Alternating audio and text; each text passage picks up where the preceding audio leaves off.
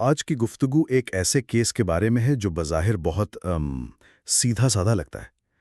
اغوا ہے، تاوان ہے اور ایف آئی آر میں ملزمان کے نام تک درج ہے۔ جی بالکل، پہلی نظر میں لگتا ہے کہ اس میں کیا پیچیدگی ہو سکتی ہے۔ لیکن کیا ہو جب مغوی خود ہی کہہ دیں کہ ہمیں تو کچھ پتہ ہی نہیں، اور پولیس کی اپنی ہی دوسری تفتیش وہ کیس کی بنیاد ہی ہلا کے رکھ دے؟ بالکل، آج ہم دیکھیں گے کہ ہمارا قانونی نظام ایسے مقدمے سے کیسے نمٹتا ہے جس کی دیواریں یوں سمجھیں کہ شروع سے ہی ریت کی ہوں۔ صحیح، اور اس کے لیے ہمارے پاس جو ماخذ ہے وہ کوئی اخباری تراشا نہیں ہے۔ نہیں، بالکل نہیں، یہ سندھ ہائی کورٹ کا 2012 کا ایک تفصیلی فیصلہ ہے جس کا عنوان ہے عبدالرزاق گبول بنام ریاست۔ اچھا، یہ عدالتی دستاویز ہمیں نہ صرف اس کیس کی کہانی سناتی ہے بلکہ یہ بھی بتاتی ہے کہ عدالتیں ثبوت اور الزامات کو کس ترازو میں تولتی ہیں۔ تو ہمارا مشن آج اس عدالتی حکم نامے کی گہرائی میں اترنا ہے، یہ سمجھنا ہے کہ انصاف کا نظام اس وقت کیا کرتا ہے جب خوف سچ پر حاوی ہو جائے اور کیس کی بنیاد ہی متزلزل ہو۔ جی، اور ہم خاص طور پر ضابطہ فوجداری کی ایک بہت اہم دفعہ 249A پر بھی بات کریں گے، جو بظاہر بے بنیاد مقدمات کے خلاف ایک ڈھال کا کام کرتی ہے۔ چلیں اس کی تہ کھولتے ہیں۔ تو کہانی کا آغاز ہوتا ہے 23 نومبر 2008 کو سندھ کے ضلع گھوٹکی سے۔ ٹھیک ہے۔ نارائن کمار ہندو نامی ایک شخص اپنے ڈرائیور فرمان منگناہار کے ساتھ سفر کر رہے تھے کہ نندو ریلوے کراسنگ کے قریب کچھ مسلح افراد نے انہیں روک لیا اور اغوا کر لیا؟ جی، اغوا کر لیا۔ یہ تو اغوا برائے تاوان کا ایک کلاسک کیس لگتا ہے، جو ان علاقوں میں افسوس کے ساتھ کوئی غیر معمولی بات بھی نہیں۔ جی، اور تقریباً 20 دن کی قید کے بعد 13 دسمبر 2008 کو مبینہ طور پر 28 لاکھ روپے تاوان ادا کرنے پر دونوں کو رہا کر دیا گیا۔ یہاں تک تو کہانی سیدھی رکھتی ہے۔ بالکل، لیکن اصل موڑ آتا ہے اس کے بعد۔ اچھا؟ جب پولیس مغویوں اور ان کے اہل خانہ کے پاس پہنچی ایف آئی آر درج کروانے، تو انہوں نے انکار کر دیا؟ صاف انکار کر دیا۔ انکار کر دیا؟ یہ تو بہت ہی عجیب بات ہے۔ عام طور پر تو لوگ انصاف کے لیے پولیس کے پاس بھاگتے ہیں۔ انہوں نے صرف انکار نہیں کیا بلکہ اس کی وجہ بھی بتائی۔ ان کا کہنا تھا کہ اگر ہم نے ایف آئی آر کٹوائی تو اغوا کار ہمیں جان سے مار دیں گے۔ اوہ! یہ وہ خوف ہے جو ہمارے نظام انصاف کے لیے اب سمجھیں کہ سب سے بڑا چیلنج ہے۔ ایک طرف جرم ہوا ہے، دوسری طرف مظلوم اتنا ڈرا ہوا ہے کہ وہ انصاف مانگنے کو بھی تیار نہیں۔ لیکن ایک منٹ، اگر ریاست خود مدعی بن رہی ہے تو یہ تو اچھی بات ہے نا؟ جی، اچھی بات تو ہے۔ مطلب ریاست اپنی ذمہ داری پوری کر رہی ہے، چاہے مغوی ڈر کے مارے خاموش بھی ہوں۔ تو پھر ایف آئی آر کمزور کیسے ہو گئی؟ آپ کا نقطہ بہت اہم ہے، ریاست کا مدعی بننا ضروری ہے، لیکن مسئلہ کیسے کا ہے۔ یہاں پولیس افسر عبدالخالق کولاچی نے 28 دسمبر 2008 کو، یعنی واردات کے ایک مہینے بعد جی، خود مدعی بن کر ایف آئی آر درج کی۔ اور یہ ایف آئی آر کس بنیاد پر تھی؟ کس بنیاد پر؟ اس بنیاد پر جو باتیں انہوں نے مغویوں اور ان کے رشتہ داروں سے سنی تھیں۔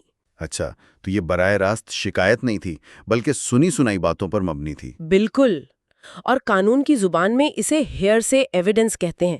یہ قانونی طور پر بہت ہی کمزور ثبوت سمجھا جاتا ہے۔ کیوں؟ اس کی وجہ یہ ہے کہ جس شخص نے اصل بات کہی وہ تو عدالت میں موجود ہی نہیں۔ آپ اس سے جرا نہیں کر سکتے، اس کے بیان کی سچائی کو پرکھ نہیں سکتے۔ صحیح۔ عدالت کے سامنے تو بس ایک پولیس والا کھڑا ہے جو کہہ رہا ہے کہ میں نے فلاں سے یہ سنا تھا۔ استغاثہ کے لیے ایسے کیس کو ثابت کرنا تقریباً ناممکن ہوتا ہے۔ یہیں سے اس کیس کے بنیاد میں پہلی دراڑ پڑی۔ تو اب ملزمان، جن میں عبدالرزاق گمبول بھی شامل تھے، گرفتار ہو گئے۔ عام طور پر تو وہ ٹرائل کا انتظار کرتے، لیکن انہوں نے ایک غیر معمولی قدم اٹھایا۔ جی، وہ سیدھے عدالت پہنچ گئے اور کہا کہ ہمارے خلاف یہ کارروائی ہی ختم کی جائے کیونکہ یہ پورا کیس ہی بے بنیاد ہے۔ یہ تو بہت جرأت مندانہ اقدام ہے۔ جی، اور ان کے وکیل نے عدالت کے سامنے جو نکات رکھے وہ استغاثہ کے کیس کے تابوت میں ایک ایک کر کے کیل ٹھوکنے کے مترادف تھے۔ اچھا، کیا نکات تھے؟ سب سے پہلا اور سب سے وزنی نکتہ تھا مغویوں کے اپنے بیانات۔ وہی مغوی جو ایف آئی آر درج کروانے سے ڈر رہے تھے؟ جی، وہی۔ ایک مغوی فرمان منگناہار اور دوسرے مغوی نارائن کمار کے ایک رشتہ دار نے مجسٹریٹ کے سامنے ضابطہ فوجداری کی دفعہ 164 کے تحت اپنے بیانات ریکارڈ کروائے۔ دفعہ 164 کا بیان یہ تو بہت اہم ہوتا ہے نا؟ بہت زیادہ۔ یہ کوئی عام پولیس والا بیان نہیں ہوتا، یہ پولیس کی تفتیش سے باہر ایک غیر جانبدار مجسٹریٹ کے سامنے حلف پر دیا جاتا ہے۔ قانون کی نظر میں اس کی اہمیت بہت زیادہ ہوتی ہے۔ اور ان بیانات میں انہوں نے کیا کہا؟ یہی تو کیس کا سب سے بڑا تضاد ہے۔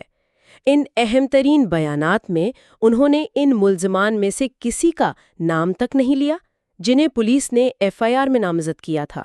کیا مطلب؟ انہوں نے اغوا کا واقعہ تو بتایا، لیکن یہ نہیں کہا کہ یہ لوگ ملوث تھے۔ واہ، مطلب استغاثہ کا کیس جس بنیاد پر کھڑا تھا، یعنی مغویوں سے سنی گئی باتیں، جی، وہ بنیادی خود مغویوں نے مجسٹریٹ کے سامنے آ کر گرا دی۔ یہ تو بہت ہی بڑی کمزوری ہے۔ یہ ایک کاری ضربہ تھی۔ اس کے بعد وکیل نے دوسرا نقطہ اٹھایا، ثبوت کہاں ہے؟ کیس میں کوئی چشمدید گواہ نہیں ہے۔ ٹھیک ہے۔ پولیس نے ملزمان سے کچھ بھی برآمد نہیں کیا، نہ تاوان کی رقم، نہ وہ گاڑی جس میں اغوا کیا گیا، نہ کوئی اسلحہ، کچھ بھی نہیں۔ اور شناخت پریڈ؟ وہ بھی نہیں کروائی گئی۔ شناخت پریڈ کیوں اتنی اہم ہوتی ہے؟ دیکھیں، شناخت پریڈ کا مقصد یہ ہوتا ہے کہ مغوی یا گواہ ملزمان کو قطار میں کھڑے دوسرے لوگوں کے ساتھ شناخت کریں۔ یہ ملزم کے ملوث ہونے کا ایک ٹھوس ثبوت ہوتا ہے۔ صحیح۔ اگر آپ نے پریڈ کروائی ہی نہیں تو آپ عدالت میں یہ کیسے ثابت کریں گے کہ یہی وہ لوگ تھے جنہوں نے اغوا کیا تھا؟ اس کی عدم موجودگی نے کیس کو مزید کھوکھلا کر دیا۔ اچھا، تو مغویوں کے بیانات بھی خلاف ہیں، کوئی برآمدگی بھی نہیں، اور شناخت پریڈ بھی غائب ہے۔ کیا استغاثہ کے پاس اس کے علاوہ بھی کچھ تھا؟ شاید کوئی آزاد گواہ؟ یہی تو تیسری اور سب سے کمزور کڑی تھی۔ چالان میں جتنے بھی گواہان کے نام تھے وہ سب کے سب پولیس اہلکار تھے۔ سب پولیس والے؟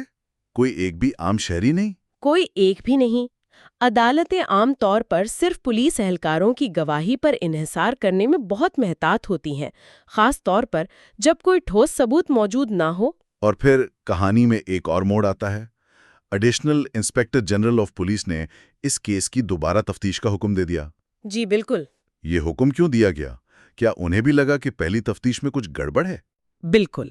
جب ایک کیس اتنا متنازع ہو جائے تو اکثر اعلیٰ افسران خود مداخلت کرتے ہیں تاکہ سچائی سامنے آ سکے۔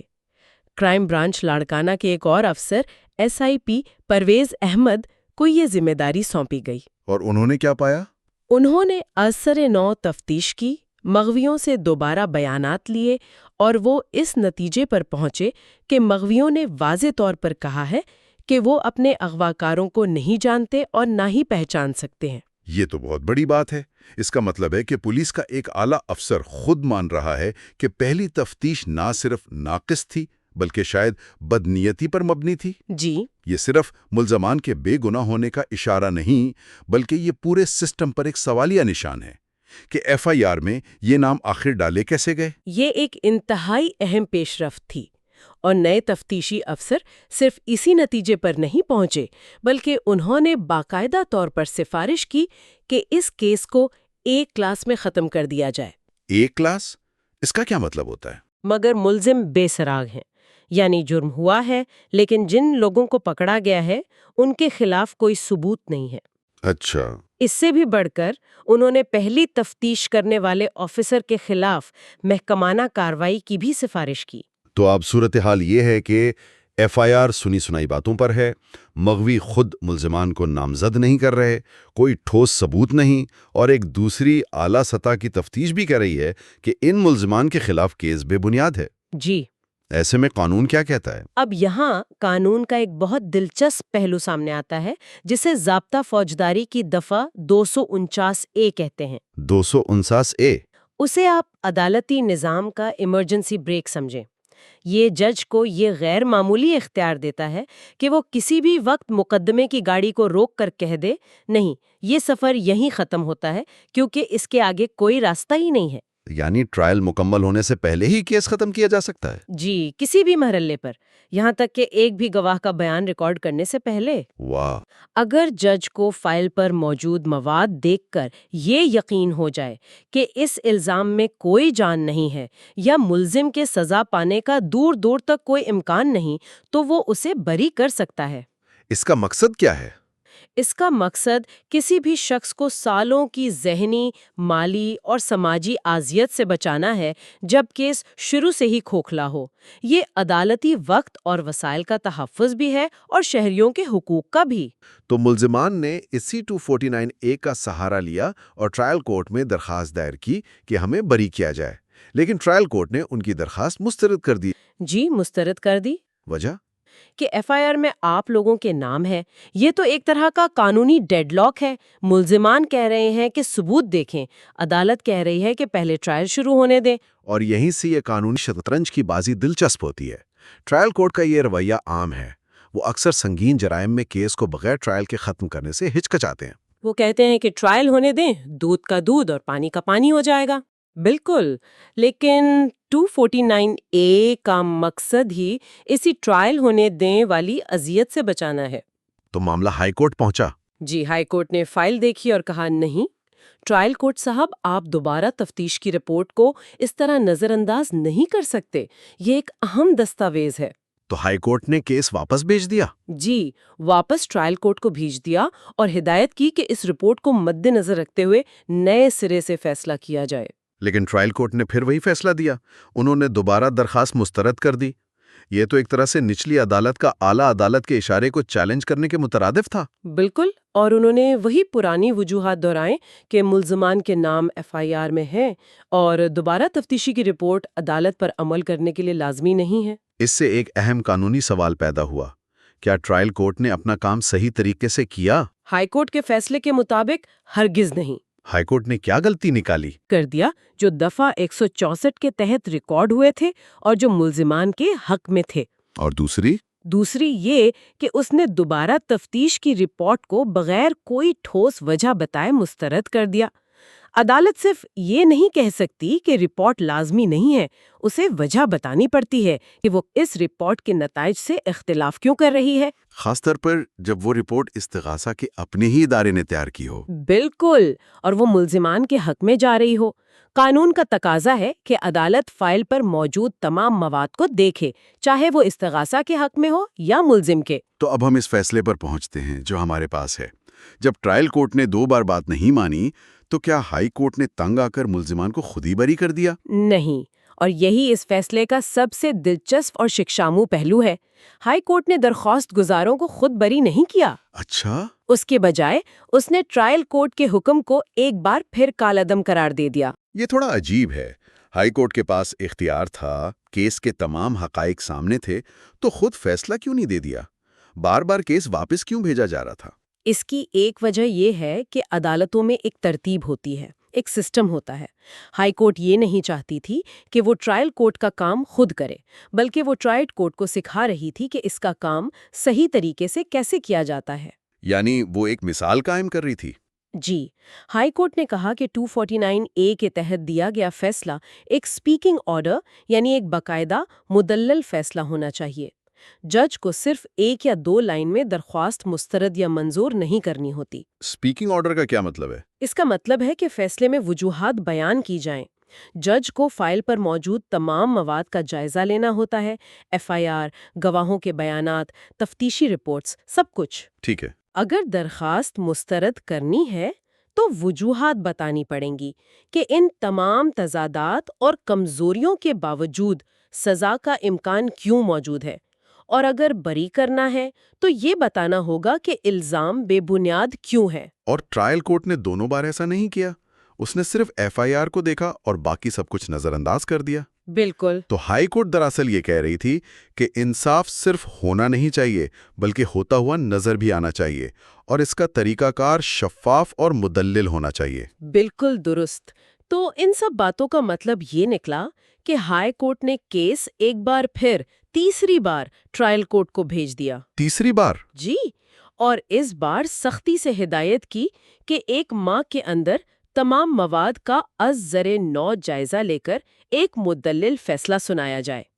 یہ اس بات کی نشاندہی کرتا ہے کہ قانونی نظام میں عمل یعنی پروسیس اتنا ہی اہم ہے جتنا کہ نتیجہ۔ تو آج کی گفتگو کا اگر خلاصہ کیا جائے تو ہم نے ایک ایسے کیس کو دیکھا جس کی بنیاد ہی کمزور تھی۔ سنی سنائی باتوں پر مبنی ایف آئی آر، گواہی دینے سے انکاری مغوی اور ثبوتوں کا مکمل فقدان۔ جی ہم نے ضابطہ فوجداری کی دفعہ 249A کے بارے میں جانا، جو بے بنیاد مقدمات کو روکنے کے لیے ایک اہم قانونی ہتھیار ہے۔ بالکل۔ اور سب سے بڑھ کر ہم نے یہ دیکھا کہ کس طرح اعلیٰ عدالتیں نچلی عدالتوں کو درست عدالتی طریقہ کار پر عمل کرنے کا پابند کرتی ہیں تاکہ انصاف کے تقاضے پورے ہوں۔ جی، اور یہ عدالتی دستاویز کیس کو واپس ٹرائل کورٹ بھیجنے پر ختم ہو جاتی ہے۔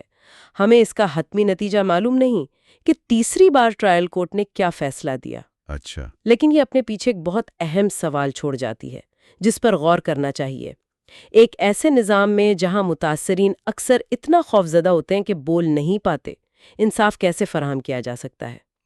یہ بہت اہم سوال ہے۔ قانونی نظام اغوا جیسے سنگین جرائم پر مقدمہ چلانے کی ضرورت اور اس اصول کے درمیان توازن کیسے قائم کرتا ہے کہ کسی ملزم کو اس وقت تک ٹرائل کی اذیت کا سامنا نہ کرنا پڑے جب تک کہ اس کے خلاف ثبوت بنیادی طور پر ناقص نہ ہو۔ اور سب سے بڑا سوال، ایک کمزور کیس اور ایک بے بنیاد کیس کے درمیان لکیر کہاں کھینچی جاتی ہے؟ You are watching Legal Gupshup and GK with MD, your source for legal, historical, and breaking news. Don't forget to like, subscribe, and share for more informative content.